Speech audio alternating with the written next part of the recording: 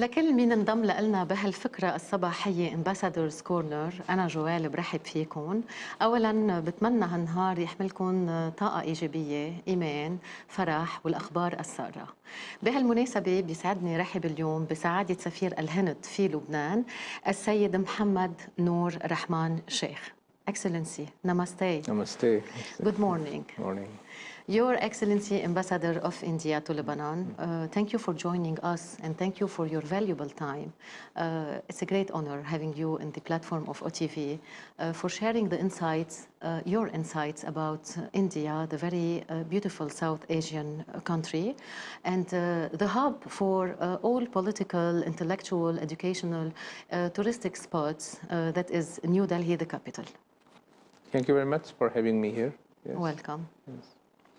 Where is India located, and what can you tell us about New Delhi? Well, India, as you just said, is in South Asia, and India is itself considered a continent. So India is referred to as a subcontinent. It has a population of 1.45 billion people. Now it's the most populous country in the world. And from north to south, from Kashmir in the north to the beaches of the Indian Ocean in the south, it stretches about 4,000 kilometers. Same thing from the western state of Gujarat, which is the land of Mahatma Gandhi and the current Prime Minister, Mr. Narendra Modi, to the extreme northeast part of India, which includes my state of Manipur, which borders with Myanmar, is a distance of another 4,000 kilometers. So that's the length and breadth of the country. Yes. Okay. Yes. And the New Delhi, the capital, that is a political, intellectual, and educational, and if not, a very high touristic hub and the seat of government. What can you tell us about it? Well, British was ruling India before India became independent for about 200 years, and most of the time it was Delhi which was the capital. And before that, many centuries ago, Delhi was founded by an Indian ruler. And it has remained a political capital for centuries altogether. Yes. And currently, of course, it has come up as a very, in fact, it is one of the most developed cities around the world in terms of population, infrastructure, and everything else. Of course, in terms of population, it has 30 million people. So it is the second most populous city in the world after Osaka, Kobe of Japan. It has all its transport, modern transport infrastructure system, metro, bus services, and other services. Airport in Delhi, Indira Gandhi International Airport, is one of the most frequented airports in the world. It has, of course, its historical monuments of Red Fort and India Gate, the Rashtrapati Bhavan, which is the place where our president stays, and various other So it's about of a blend of both modernity and and traditional architecture and location. And of course, it's the political capital of it, the Parliament. We have a new Parliament building, which was inaugurated last year. And we have two houses of parliament, for example. Yes. These are in India. India is a unitary state with a lot of strong it has federal features also. So every state has the assembly. Every state has its own federal structure. Also, the country has a parliament, which is of course in Delhi, and that's where it is both a political capital as well as a lot of it's a very rich state. The municipality of Delhi is one of the richest not only in India but in the world actually. Yes. And things like that, and it's a great thing to be there, and of course definitely. Yes. Yeah. By today's interview, we're going to have this virtual trip to India that is a diverse and very vibrant country, and it entails a lot of main touristic destinations, cities. Let's start with Agra, enumerating Agra that is famous for the Taj Mahal. Yes. Tell us more. Yes, in fact, if one were to travel, say, from Lebanon to India, one could travel to Delhi first, and from Delhi you travel to Agra. You either take a short flight. We don't have a direct flight. We don't have a direct flight to Agra, of course. So up to Delhi, we have to go via other airlines as well. We are, of course, trying to revive, and resume the direct flight, which used to be there. Air India used to fly from Beirut to India, to Mumbai, and then forward towards Sydney and all. And this stopped in 1975, with the unfortunate civil war that erupted here. Okay. So this was there from 1950s to 1975. We were trying to revive it, and it would kind of help in this process of reaching out to various cities around the world, around the country. So from Delhi, it takes about 2 hours by road to Agra, and Agra you find majestic, Taj Mahal, and other architectures as well. The Red Fort, Fatehpur Sikri. It's on the bank of river Yamuna, which is considered a very holy river in India. Amazing. And it's also a hub of leather factory. Lot of this leather stuff, which goes around the world. Leather bags, leather jackets, leather belts. So it must be visited by all leather lovers, huh? Yes. And plus, a lot of, a lot of marble work continues there because of the beauty of Taj Mahal. So a lot of marble works are there, to make in terms of gift items and things like that. So it has, Agra is just not a Taj Mahal, it has Taj Mahal and plus, so that's like that, yes. What's about the pink city that is known by Jaipur? Yeah, Delhi, Agra and Jaipur, this is a triangular, it's a triangle, because these are equidistant locations from each other. So one can go from Delhi to Agra, then from Agra to Jaipur and come back to Delhi. So they have almost equidistance between these three cities. And Agra, Jaipur is considered a pink city because most of the buildings, which are again very historical buildings, which are centuries, several centuries old buildings, are painted in pink. So that's why it's known as Pink City. That's why it's called the Pink and it has great, palaces like Hawa Mahal, which is like, the site of it itself is very amazing. It has, several floors just of pink color. If you stand in front of it, it's a marvelous sight to see, and things like. And it is also a place where a lot of, it has rich royal history. Amazing. The kings and the palaces are very, very famous over there, and that continues even now. Stretching back to history, it's a royal landmark. Yes, the royal lineages, yes. Amazing. Varanasi, it's the heart or the spiritual heart of India. Yes, very much. Tell us more, Excellency. In fact, Varanasi is considered one of the oldest, continuing cities in the world. Actually, it's perhaps thousands of years old. And it's in the bank of the holy river Ganges, and several old and ancient temples are on the banks of Varanasi, in the banks of the Ganges river. And it's famous for, we call it Ganga Aarti, which is in the evening during the sunset. The religious priests conduct religious rituals using, fire. Ceremonies, yes. Exactly. And of course, it's a very old city, and of course, our Prime Minister, Mr. Narendra Modi, is a member of Parliament from that constituency, Varanasi. Amazing. So it holds a very special place in the political, scene as well. Yes. Very, very impressive, Excellency. Yes. Mumbai is the financial capital of India. Very much, yes. So again, I see that when people go from here, either Delhi or Mumbai, that they land in. And Mumbai, of course, is again another city of a blend of both modernity and tradition, and traditional heritage. It has, of course, the famous Taj palaces. It has Marine Drive, Elephant Caves. It's like you have to take a boat from Mumbai to that. It's an island basically, and then there's huge, majestic caves built, out of the mountain, from the stone structures. And it's the financial hub of it. I mean, in fact, again, when I was saying Delhi, the municipal corporation of Delhi is like one of the richest in the world. In fact, the richest is in Mumbai, actually. So, and then their local a site of, the local train movement is a sight to see. The people traveling everywhere in the train. Fantastic.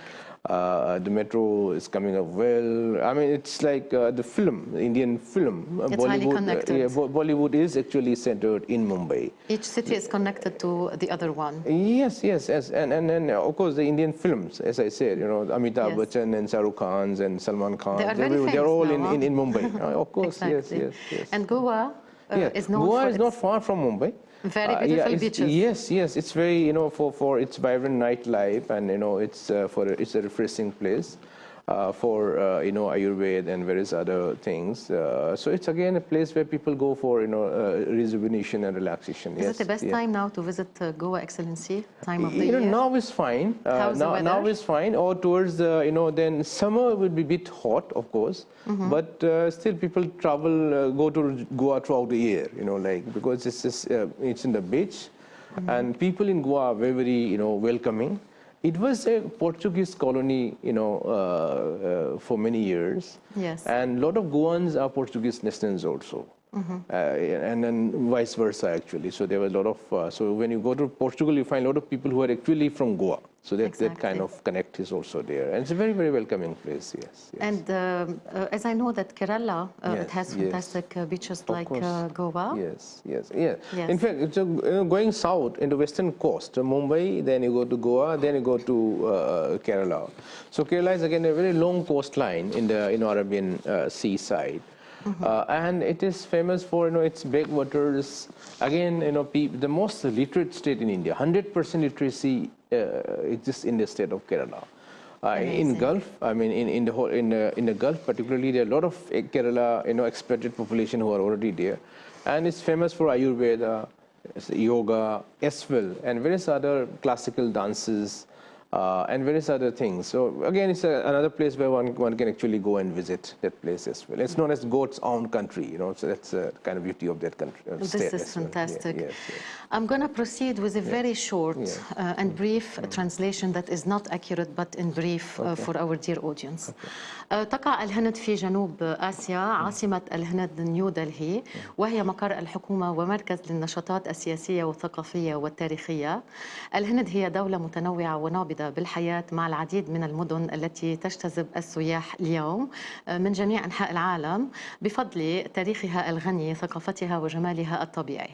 من أهم المدن السياحية باختصار كبير في الهند، أجرا المشهورة بتاج محل، أحد عجائب العالم السبع، جايبور وتعرف بالمدينة الوردية، فاراناسي غالبا ما ينظر إليها على أنها القلب الروحي للهند، مومباي العاصمة المالية للهند، غوا المشهورة بشواطئها الجميلة، كيرالا تقدم المياه الهادئة والمناظر الخلابة والشواطئ الرائعة، وأخيرا أودايبور وتعرف بمدينة البحيرات. This is amazing. Yes. It's a great call for all Lebanese audience really to consider. Yes, when you said Udaipur, I just missed that out because Udaipur is again known as a city of lakes because all these places I have visited. So I can, when you mention a name, it springs a lot of happiness in my, heart also. It's worth visiting those places. Exactly. It's a great call for Lebanese audience, especially the people who like to travel a lot and make a lot of travels to visit India, the very beautiful country. Now looking at the collaboration that is skyrocketing, stretching back to history or years ago until current day, you have built a very strong collaboration, India and Lebanon. Let's start economically speaking, or from the economic side.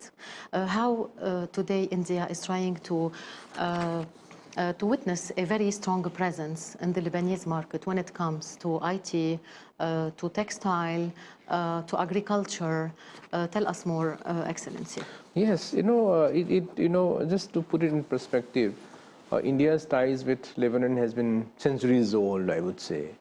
And the Indian spices used to come to Lebanon, when the caravans used to go to Makkah, for example, and then Indian caravans used to come, and the exchanges of goods used to happen and things like that. Then the ties between Gibran Khalil and Tagore, which will elaborate, I think, further maybe sure. This thing.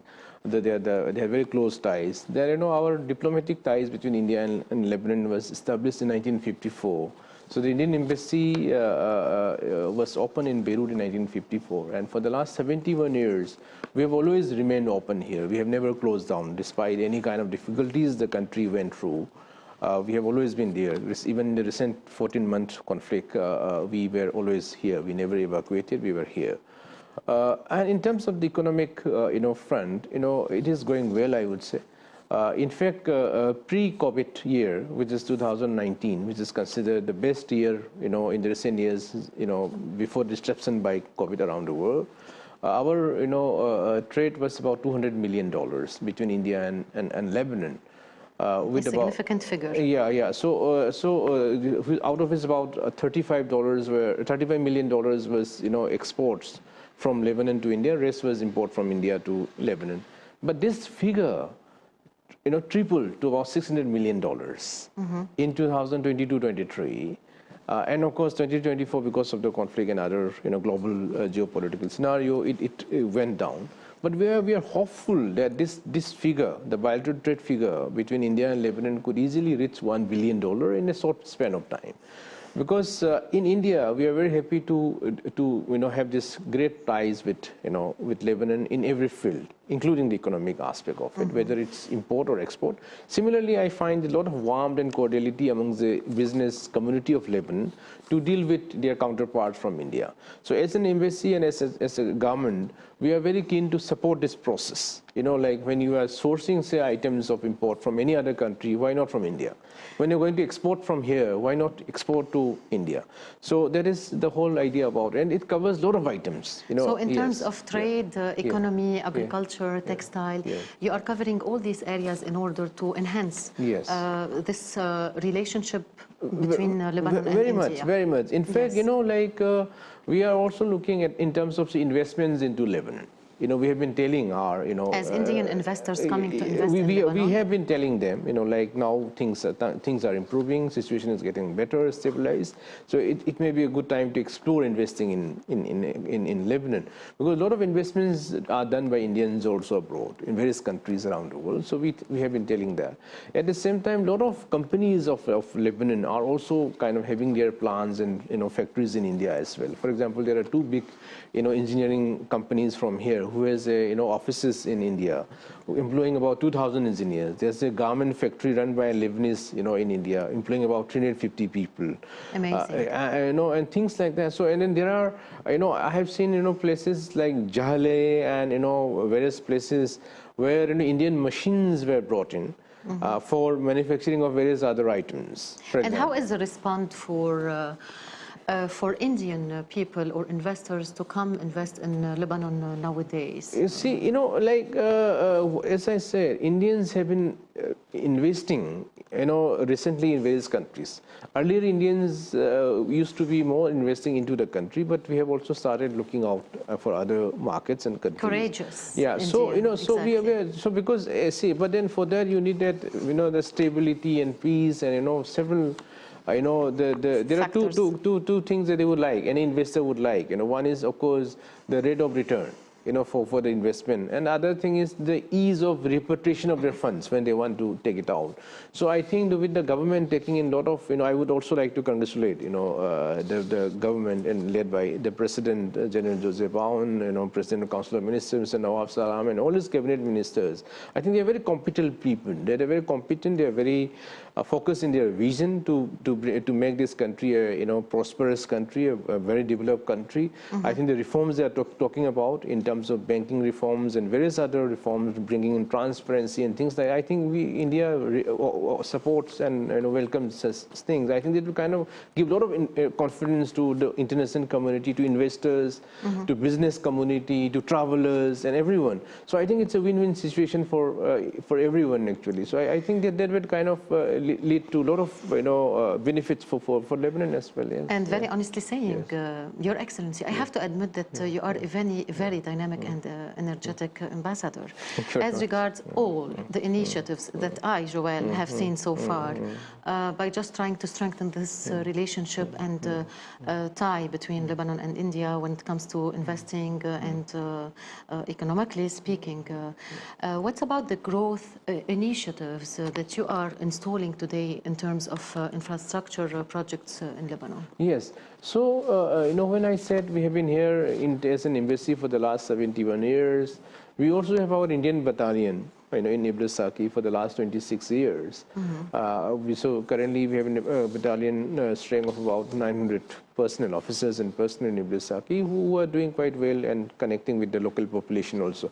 So what we do, particularly with us and Indian battalion jointly, is that we do a lot of quick impact projects. So one area of focus, of course, is South Lebanon, where our battalion operates, and other is the rest of the country as well.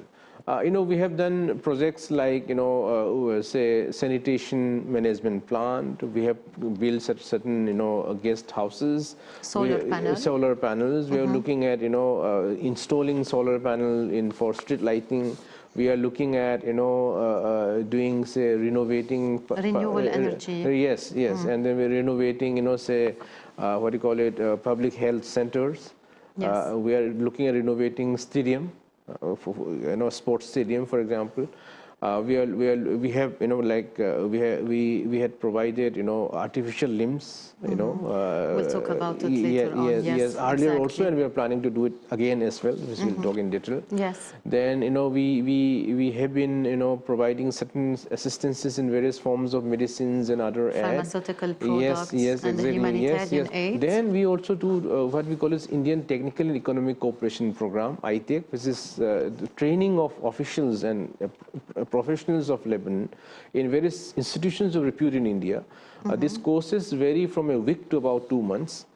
In a year, for example, India offers 75 scholarships to Lebanon for these courses, and another 21 scholarships for the Lebanese Armed Forces officers. So about 100 in a year we provide every year to Lebanon.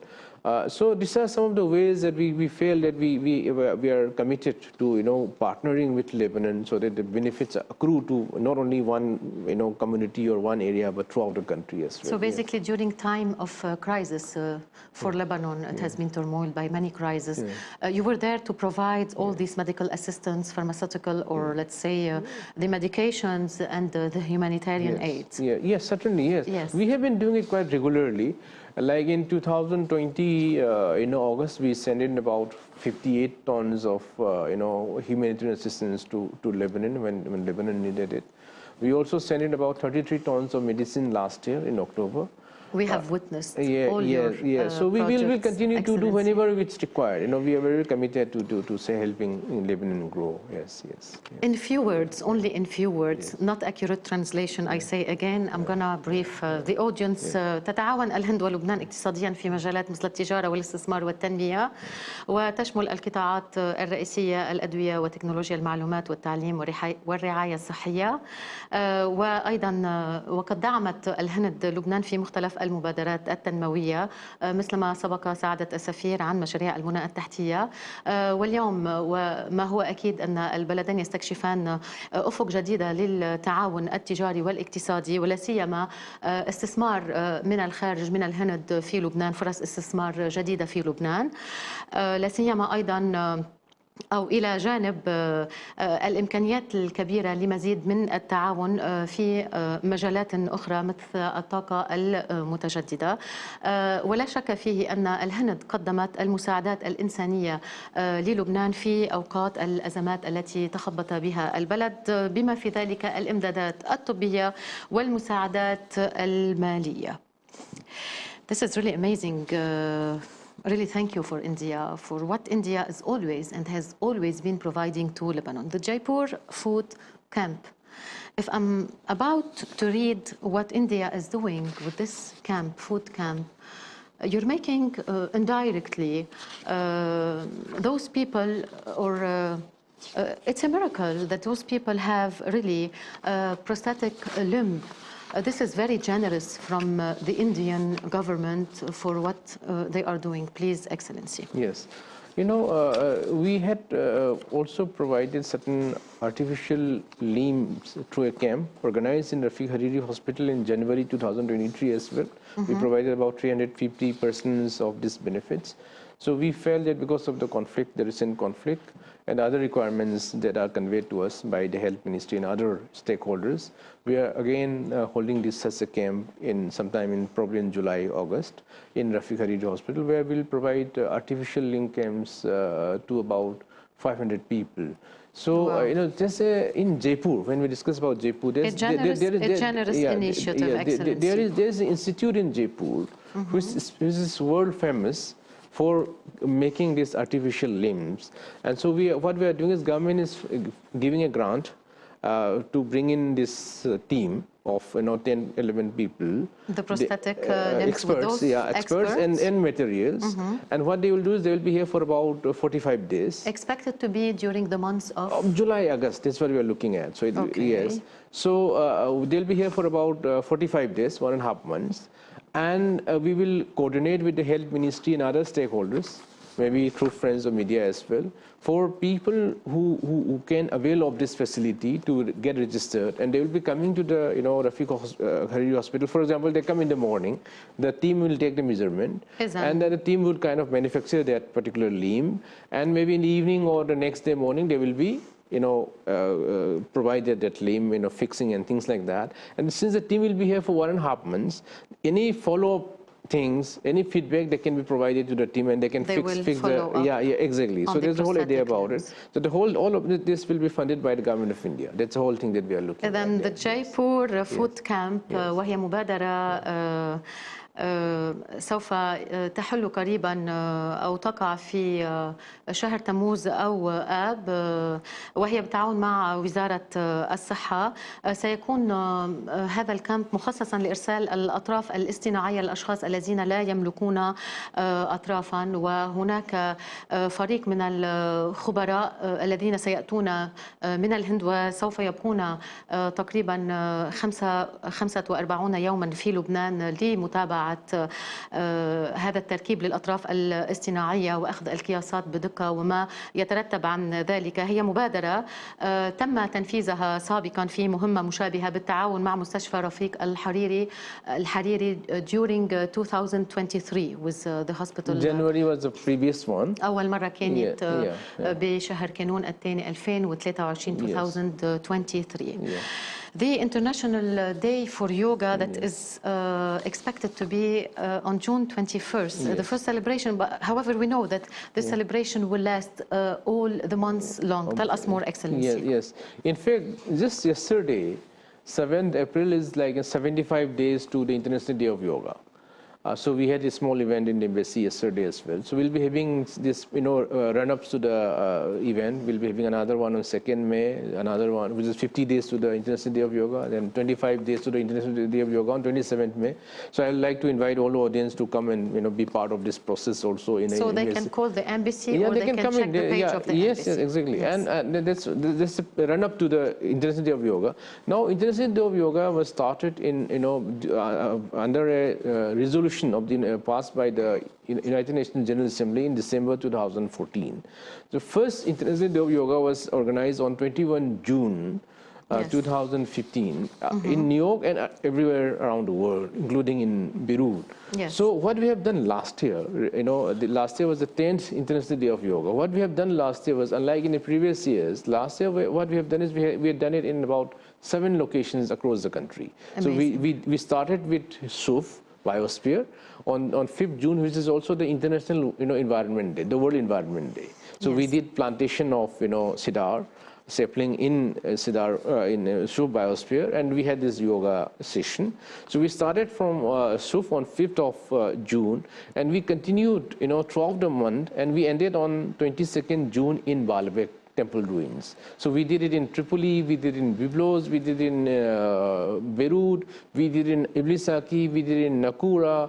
So there were like 7 across Lebanon. So amazing. This year we are planning to increase it to another 4 or 5 more additional locations, including Ale, Beka, Akkar, things like that. So we are very happy to see that yoga is very, very important here, and it's accepted in a very large way. There are more than 30 yoga studios already working in Lebanon. You're raising awareness among people to say that it has good benefits on mental and health. Because yoga, yoga, maybe some people have some misconceptions about it, that it's linked to one particular religion or this and that. But I have myself been practicing yoga for the last 33 years. Amazing. So I know the benefits of it. You had the peace of mind, the calmness of the body and mind. 30 years? Yeah, 33. Yeah, wow. In fact, 33 years actually. Wow. I started in 1992. 33 سنة سعادة السفير بمارس اليوغا، والهدف الرئيسي من الاحتفال باليوم العالمي لليوغا هو نشر الوعي بين الناس قديش اليوغا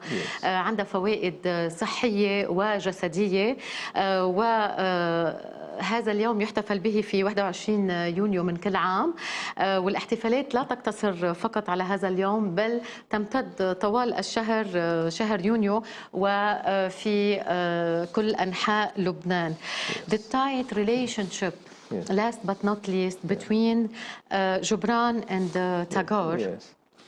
And tell us more about this portrait of Tagore that Gibran painted, and soon it will be put in the museum of Gibran, the sculpture. Tell us more, Excellency. Yes, in Gibran Museum. Yes, in fact, Joel, last year in April there was a Gibran conference held in NDU. Yes.